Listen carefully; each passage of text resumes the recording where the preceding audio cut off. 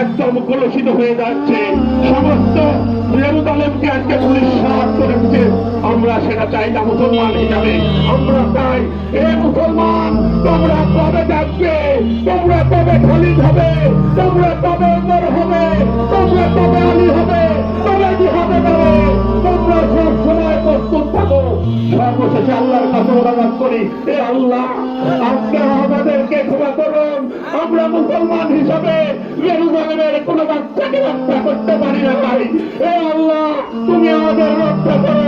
মুসলমান ফিলিস্তিনিদের জেরুজালেমের গাজায় লোকদের জন্য আমরা কিছুই করতে পারি না ভাই। আমরা আমাদের কিছু শক্তি দাও, আমরা যেন আলীর মতো, রাজি সালাউদ্দিনের মতো গর্জে উঠতে পারি। তোমার সেই সক্ষমতা শক্তি দাও। লা ইলাহা ইল্লাল্লাহু মুহাম্মাদুর রাসূলুল্লাহ, আশহাদু আল্লা ইলাহা ইল্লাল্লাহু ওয়াহদাহু লা শারীকা লাহু ওয়া আশহাদু আন্না মুহাম্মাদান আবদুহু ওয়া রাসূলুহু।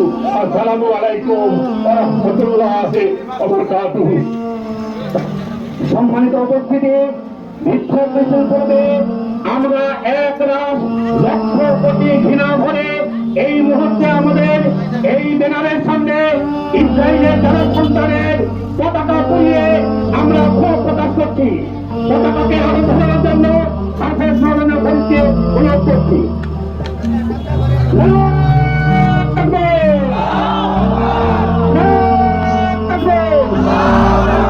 সম্মানিত উপস্থিতি, এ পর্যায়ে সামনে গুরুত্বপূর্ণ বক্তব্য রাখবেন আমাদের গুদাসপুরের উপজেলা নয়নমণি আলেমকুল সেনাবাহিনী হযরত মাওলানা মুফতি আব্দুল আহাদ সাহেব।